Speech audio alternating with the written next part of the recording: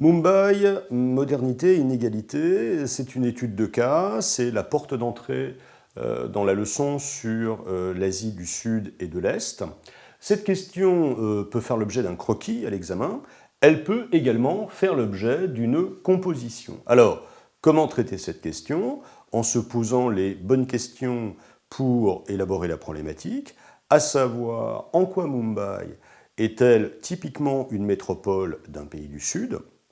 En quoi Mumbai est-elle révélatrice de l'intégration de l'Inde, qui est une grande puissance émergente, dans la mondialisation? Et enfin, quelles sont les conséquences spatiales, territoriales, du développement de la métropole de Mumbai? Il semble qu'un plan en 3 parties soit utile pour élaborer la problématique qui va montrer en quoi Mumbai est une métropole révélatrice de l'intégration d'un pays émergent, l'Inde, dans la mondialisation. On propose donc un plan en 3 parties qui respecte une certaine logique, puisque dans la première partie, on va expliquer les atouts de la métropole de Mumbai, montrer en quoi c'est une ville compétitive, performante au niveau international. Conséquences de ce développement, les conséquences spatiales, territoriales, on verra que c'est une ville qui s'étend et qui se transforme, et conséquences de cette conséquence, les nuisances que cela entraîne, l'aggravation de problèmes sociaux et également les problèmes environnementaux dont on rappelle qu'il est pertinent d'en parler, quel que soit un peu le sujet en géographie. Quand on voit un intitulé comme celui-là, étalement, polycentrisme, eh bien on attend du candidat qu'il produise un petit schéma qui permettra d'illustrer la composition et de l'enrichir. Dans une première partie, on va donc s'intéresser aux activités de la ville de Mumbai, de la métropole de Mumbai, en expliquant les capacités économiques qu'elle a. Alors, on n'oublie pas de dire que Mumbai est une mégapole, c'est-à-dire une ville extrêmement peuplée, c'est la 5e ou 6e aire métropolitaine mondiale à l'heure actuelle, 20 millions d'habitants. Capitale économique et culturelle de l'Inde, on donne quelques exemples, par exemple l'entreprise Tata, qui est très connue, qui est une des entreprises indiennes les plus importantes, a son siège à Mumbai. On mentionne le fait que Mumbai est la capitale financière de l'Inde et que la bourse de Mumbai est une des 10 premières bourses mondiales. On mentionne aussi l'existence des studios de Bollywood qui donnent à cette métropole un certain rayonnement culturel. Mumbai est également une interface, c'est l'occasion d'utiliser ce terme, entre l'Inde et le reste du monde, puisqu'elle dispose d'un réseau de communication complet, aéroports, trains, ports, et qu'on peut considérer Mumbai comme la porte d'entrée sur le sous-continent indien. Mumbai est donc une ville mondiale seulement de 2e rang. Alors 2e rang, ça met Mumbai au niveau de Moscou par exemple, ou de Sao Paulo. Ce qui manque à Mumbai pour être une véritable ville mondiale, c'est par exemple des activités importantes en recherche et développement.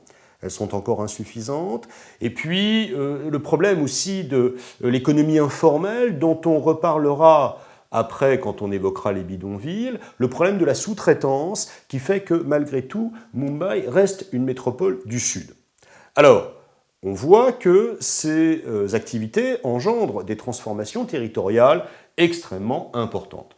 Mumbai est une ville qui connaît une très forte croissance.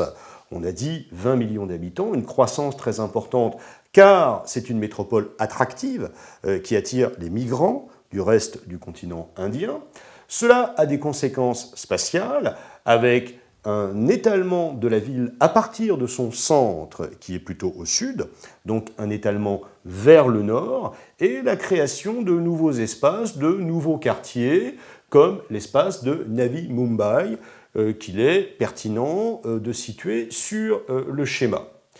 Il y a également une fragmentation spatiale très importante, on peut même parler de ségrégation socio-spatiale entre les quartiers d'affaires, les quartiers qui sont aisés sur le littoral et plus à l'intérieur de la ville, ce qu'on appelle les slums, les fameux bidonvilles, dont on reparle dans la 3e partie, laquelle doit évoquer les problèmes sociaux et les problèmes environnementaux qui affectent cette métropole.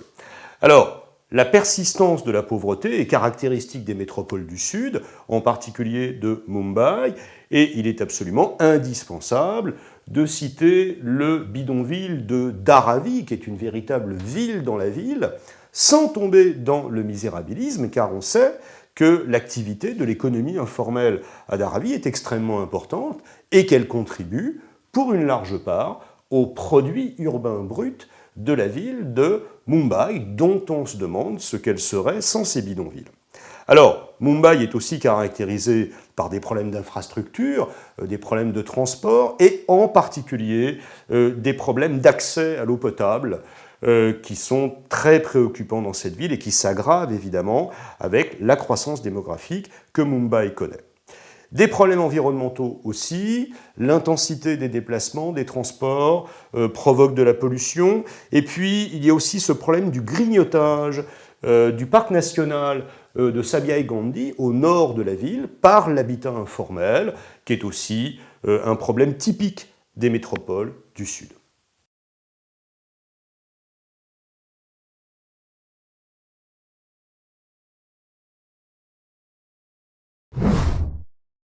Pour cette composition, on peut faire une conclusion simple et claire qui rappelle que Mumbai est une métropole en développement, est une ville-monde en développement, mais que Mumbai conserve clairement, comme on l'a démontré dans les deuxième et troisième parties, les caractéristiques d'une métropole du Sud.